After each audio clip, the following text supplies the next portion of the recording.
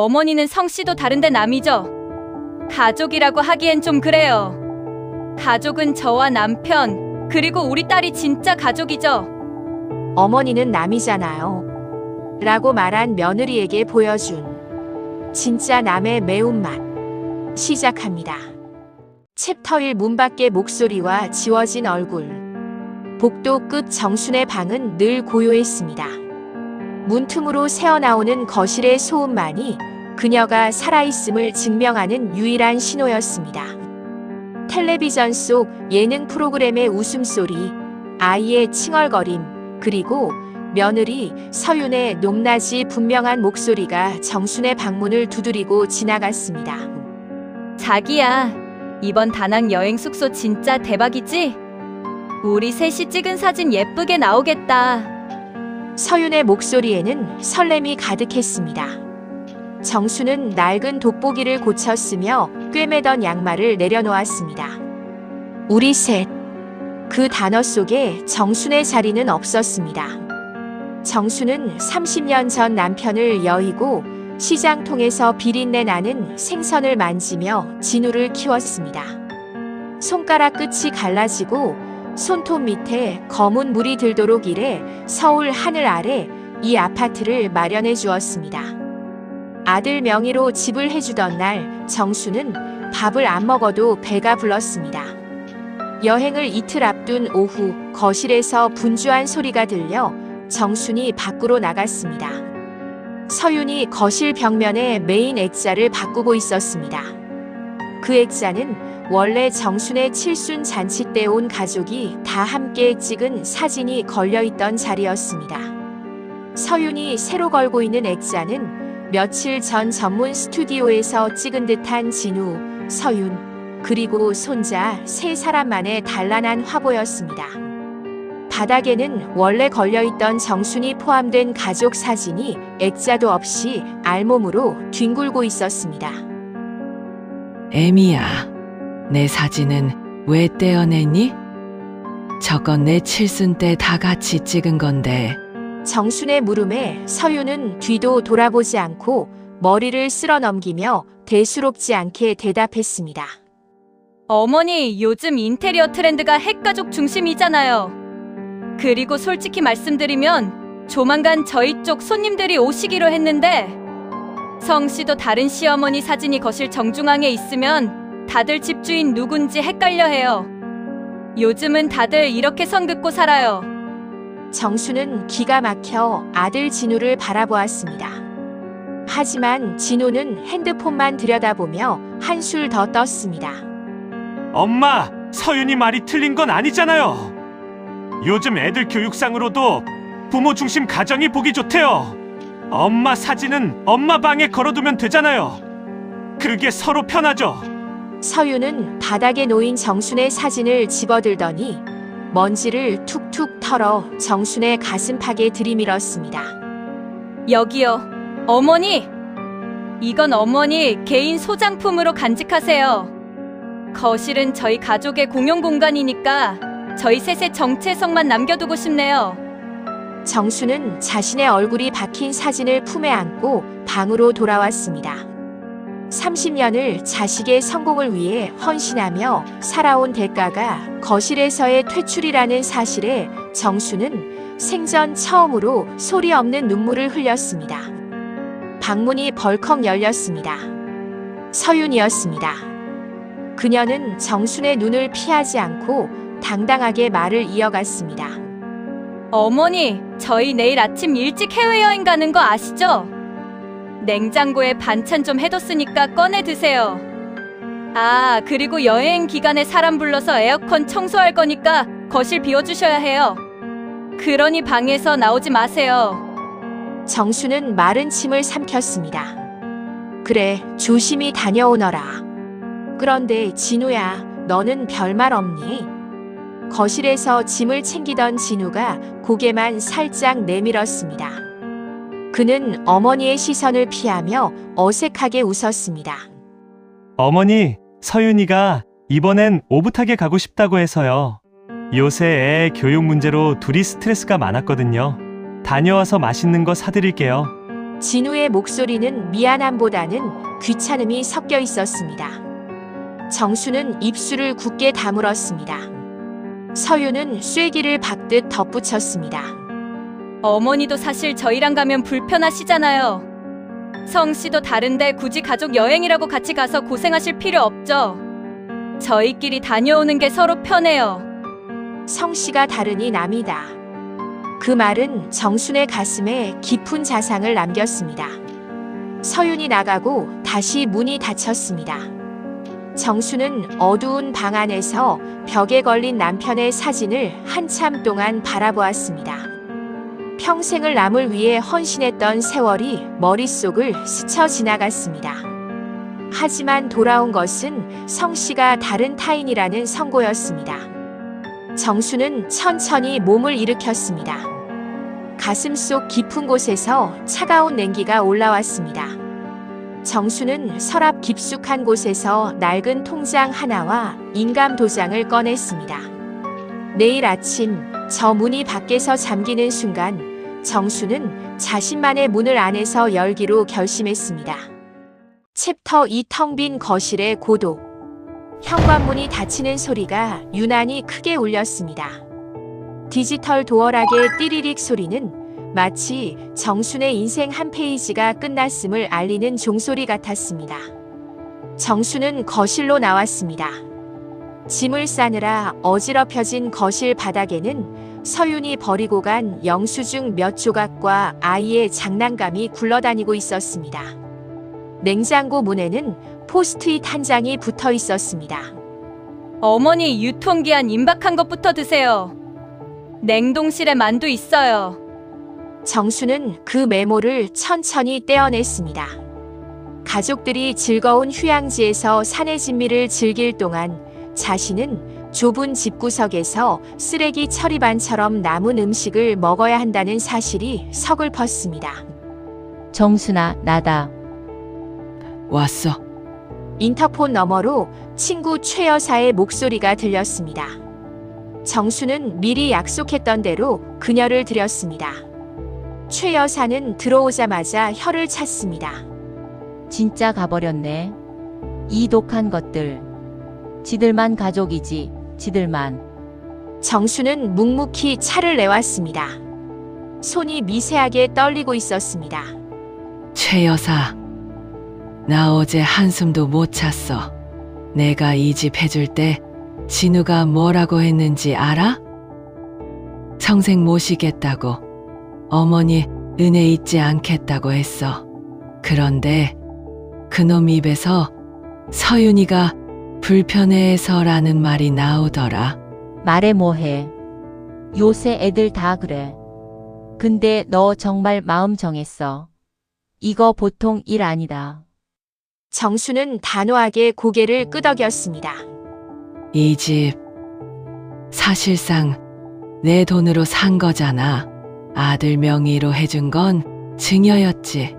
하지만 그 양을 전제로 한 조건부 증여였어. 법 공부하는 조카한테 물어보니 방법이 아예 없는 건 아니라더군. 정수는 당장 부동산으로 향했습니다. 이 아파트는 최근 재건축 이슈로 가격이 폭등해 있었습니다. 아들 진우는 이 집을 담보로 대출을 받아 서윤의 사업 자금을 대주기도 했습니다. 정수는 최 여사의 소개로 유능한 변호사를 만났습니다. 어머니, 아드님 명의로 되어 있어도 실질적 자금 출처가 어머니라는 증빙이 확실하고 부양 의무 위반을 입증하면 증여 취소 소송이 가능합니다. 하지만 시간이 걸려요. 더 빠른 방법은 이 집을 매각하는 결단을 내리시는 겁니다. 변호사의 말에 정수는 잠시 주춤했습니다. 아들의 집을 판다는 것, 그것은 부모로서 마지막 끈을 놓는 행위였습니다. 하지만 그날 저녁 서윤이 SNS에 올린 사진 한 장이 정순의 망설임을 끝내버렸습니다. 비행기 1등석에 앉아 환하게 웃는 아들 내외와 그 아래에 달린 해시태그. 해시태그 우리 세 식구, 첫 해외 여행, 행복한 가족, 화목한 우리 세 식구. 그 사진 속 어디에도 정순의 존재는 흔적조차 없었습니다. 정순은 전화를 걸었습니다. 선생님, 진행해 주세요. 매수자는 최 여사가 알아본 사람으로 즉시 계약하겠습니다. 잔금 처리도 최대한 빨리요. 이제 돌아갈 길은 없었습니다. 정수는 텅 빈 거실에 홀로 앉아 어둠이 내리는 것을 지켜보았습니다. 고민은 깊었으나 결심은 단단해졌습니다. 아들 내외의 여행 후에는 지금 이 결심이 가져올 폭풍이 예고되고 있었습니다. 챕터 3 차가운 각성. 계약은 정광석화처럼 진행되었습니다. 최 여사가 다리를 놓은 매수자는 은퇴 후 조용한 집을 찾던 노부부였습니다. 그들은 정순의 사정을 듣고 잔금을 일주일 안에 치르기로 합의했습니다. 정순은 그 돈으로 도심 외곽의 작고 깨끗한 실버타운을 알아봤습니다. 그리고 남은 돈은 자신의 명의로 된 연금 보험과 정기 예금으로 돌려놓았습니다. 하지만 위기는 엉뚱한 곳에서 찾아왔습니다. 은행에서 서류를 정리하던 중 아들 진우에게서 국제 전화가 온 것입니다. 어머니, 혹시 집에 누구 왔었어요? 카드사에서 연락 왔는데 제 명의 대출 상환금이 한꺼번에 빠져나갔다고 해서요. 이거 어떻게 된 일이에요? 정순의 심장이 요동쳤습니다. 아직 가족들이 돌아오기까지는 사흘이 남은 시점이었습니다. 정순은 목소리를 가다듬고 침착하게 대답했습니다. 아, 그거 내가 좀 정리했다. 너희 돈 관리 힘들까봐 내가 좀 손을 봤어. 여행 중이니까 신경 쓰지 말고 놀다 오너라. 아니, 어머니가 무슨 수로 그 큰 돈을 갚아요? 혹시 집 담보로 뭐 하신 거 아니죠? 진우의 목소리에 짜증이 섞였습니다. 정수는 대답 대신 전화를 끊어버렸습니다. 손바닥에 식은땀이 고였습니다. 아들이 눈치를 채기 시작한 것입니다. 만약 진우가 지금 당장 비행기를 타고 돌아온다면 모든 계획이 수포로 돌아갈 수도 있었습니다. 설상가상으로 며느리 서윤에게서 날카로운 메시지가 날아왔습니다. 어머니, 거실 홈캠 확인했는데 왜 모르는 사람들이 집을 보러 다녀요? 지금 당장 설명해 주세요. 서윤은 집안에 설치된 홈캠으로 정순의 움직임을 감시하고 있었습니다. 정순은 차가운 거실 한복판에서 그 카메라를 똑바로 응시했습니다. 그녀는 천천히 다가가 카메라 렌즈를 검은 테이프로 가려버렸습니다. 이 위기를 어떻게 넘길까? 정수는 책상 앞에 앉아 편지를 쓰기 시작했습니다. 하지만 펜 끝은 자꾸 멈췄습니다. 배신감과 슬픔, 그리고 일말의 미안함이 뒤섞여 정순을 괴롭혔습니다. 그때 최 여사가 들어와 정순의 어깨를 잡았습니다. 정순아, 약해지지 마. 내가 지금 멈추면 넌 평생 저 사람들 밑에서 찬밥 신세야. 내가 지은 밥, 내가 지은 집이잖아. 내 권리를 찾는 게 왜 죄니? 최 여사의 말에 정수는 정신이 번쩍 들었습니다. 그녀는 서둘러 짐을 챙겼습니다. 자신의 낡은 옷가지와 남편의 사진, 그리고 평생 손때 묻은 요리책 몇 권이 전부였습니다. 이제 하루 뒤면 그들이 돌아옵니다. 정수는 마지막으로 도어락의 비밀번호를 변경했습니다. 자신이 평생 외워왔던 아들의 생일 대신 자신이 태어난 해의 숫자로. 그날 밤 정수는 텅 빈 집 거실 바닥에 누웠습니다. 가구 하나 없는 거실은 차가웠지만 정순의 마음은 이상하리만치 고요했습니다. 절망의 끝에서 그녀는 새로운 삶의 단서를 발견했습니다. 그것은 누구의 어머니도 누구의 시어머니도 아닌 박정순이라는 인간의 존엄이었습니다. 챕터 4 낯선 환영. 공항에서 막 돌아온 진우와 서윤은 짜증이 머리끝까지 나 있었습니다. 여행 막바지에 대출금이 상환되었다는 연락과 홈캠이 가려진 사건 때문에 부부싸움까지 벌인 상태였습니다. 카트를 밀며 아파트 복도에 들어선 서윤이 신경질적으로 도어락을 눌렀습니다. 삑삑삑삑. 삐비빅. 비밀번호가 틀렸습니다. 서윤은 당황하며 다시 눌렀습니다. 여전히 경고음만 울릴 뿐이었습니다. 자기야, 비밀번호가 왜 이래? 어머니 안에 계세요. 진우가 문을 두드렸지만 안에서는 아무런 대답이 없었습니다. 한참을 실랑이 하던 끝에 문이 천천히 열렸습니다. 하지만 문을 연 사람은 정순이 아니었습니다. 낯선 중년 남자가 무표정한 얼굴로 그들을 맞이했습니다. 누구십니까? 우리 집에서 뭐 하시는 거예요? 진우가 소리를 질렀습니다. 남자는 품 안에서 서류 한 뭉치를 꺼내 보였습니다. 이 집의 새로운 소유주 대리인입니다. 전 주인분께서 이미 짐을 다 비우셨고 오늘부로 명도 절차가 완료되었습니다. 여기 매매 계약서와 인감증명서 확인하시죠. 진우와 서윤의 얼굴이 하얗게 질렸습니다. 그제야 거실 너머로 텅 빈 집안의 모습이 보였습니다. 그 화려했던 소파도 대형 텔레비전도 사라진 채 휑한 공간만이 남았습니다. 정수는 거실 중앙에 놓인 작은 식탁 의자에 앉아 우아하게 차를 마시고 있었습니다. 어머니, 이게 대체 무슨 일이에요? 내 집을 왜 어머니 맘대로 팔아요? 진우가 달려들 듯 물었지만 정수는 미동도 하지 않았습니다. 그녀는 찻잔을 내려놓으며 차분하게 입을 열었습니다. 내 집이라니? 이 집 살 때 들어간 돈 80%가 내 돈이었고 내 명의로 해준 건 나를 모시겠다는 조건이었지. 하지만 너희는 나를 가족에서 제외했다. 성씨가 다르니 남이라고 했지? 그래서 나도 남답게 행동했다. 난 내 자산을 되찾았을 뿐이야. 서윤이 악을 쓰며 소리쳤습니다. 어머니, 이거 명백한 횡령이에요. 당장 취소하세요. 정수는 서윤을 똑바로 바라보았습니다. 그 눈빛에는 예전의 유순함은 온데간데 없었습니다. 취소? 이미 잔금 다 치러졌고 소유권 이전까지 끝났다. 너희 대출금도 내가 다 갚아줬으니 뒷쟁이 될 걱정은 마라. 다만 이 집에서 나갈 사람은 내가 아니라 너희다. 정수는 가방에서 봉투 2개를 꺼냈습니다.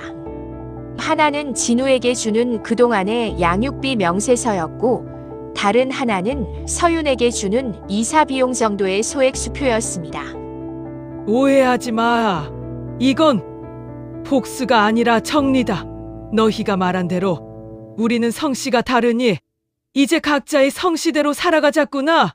정순의 목소리는 떨림 없이 단단했습니다. 진우는 무릎을 꿇고 빌기 시작했고 서윤은 망연자실해 바닥에 주저앉았습니다. 하지만 정수는 그들을 뒤로 한 채 자리에서 일어났습니다. 그녀의 발걸음은 가벼웠고 눈앞에는 확실한 희망의 빛이 보이기 시작했습니다. 챕터 5홀로 서는 집. 한 달 뒤 경기도 외곽의 한 작은 숲속 마을. 정순의 식탁이라는 작은 간판이 걸린 식당이 문을 열었습니다. 거창한 한정식집은 아니었지만 정순이 평생 갈고 닦은 손맛이 담긴 소박한 백반집이었습니다. 정순은 새벽같이 일어나 시장을 보고 직접 나무를 다듬으며 하루를 시작합니다. 예전처럼 누군가의 눈치를 보거나 남은 음식을 처리하기 위한 요리가 아니었습니다. 오직 자신과 자신의 음식을 아껴주는 손님들을 위한 정성스러운 준비였습니다. 사장님, 오늘도 국물이 끝내주네요. 단골 손님의 칭찬에 정수는 수줍게 웃어 보였습니다. 그녀의 얼굴에는 깊은 주름만큼이나 깊은 평온함이 자리 잡고 있었습니다. 그동안 아들 진우는 몇 번이나 찾아와 눈물로 사죄했습니다. 서윤과 이혼 위기라느니 전세금을 구할 길이 없다느니 하는 하소연을 늘어놓았습니다. 하지만 정수는 그를 가게 안으로 들이지 않았습니다. 대신 따뜻한 도시락 하나를 쥐어보내며 말했습니다. 진우야, 부모는 자식의 앞길을 닦아주는 사람이지 평생 뒷바라지하는 노예가 아니란다. 내가 진정으로 가장이 되고 싶다면 스스로 일어서는 법부터 배워라. 나도 이제야 내 인생을 사는 법을 배우고 있단다. 그것은 절연이 아닌 건강한 거리두기였습니다. 정수는 비로소 아들을 한 인간으로 독립시켰고 자신 또한 어머니라는 굴레에서 벗어나 박정순으로 우뚝 섰습니다. 저녁 노을이 지는 식당 테라스에 앉아 정수는 최 여사와 차를 마셨습니다. 정순아, 후회 안 하니? 최 여사의 물음에 정수는 멀리 산등성이를 바라보며 미소 지었습니다. 후회? 아니, 오히려 고맙지? 그 아이들이 나를 가족에서 빼주지 않았다면 나는 평생 그 감옥 같은 거실에서 유통기한 지난 만두나 먹고 있었을 거야. 문은 밖에서 잠긴 게 아니라 내가 안에서 연 거였어. 정순의 말에는 단단한 여운이 담겨 있었습니다. 가족이란 이름으로 행해지는 강요된 희생이 사라진 자리에 진정한 자기애와 독립심이 피어났습니다. 밤이 깊어지자 정수는 식당 문을 잠갔습니다. 이제 그녀에게 집은 누군가를 수발드는 곳이 아니라 온전히 자신을 쉬게 하는 안식처였습니다. 정수는 일기장에 짧은 한 줄을 남겼습니다. 오늘도 오롯이 나로 살았다. 참 좋은 하루였다. 식당에 불이 꺼지고 정순의 집 창가에는 따뜻하고 정감 있는 불빛 하나가 오래도록 반짝였습니다. 정순의 이야기가 좋으셨다면 구독과 좋아요 부탁드립니다. 감사합니다.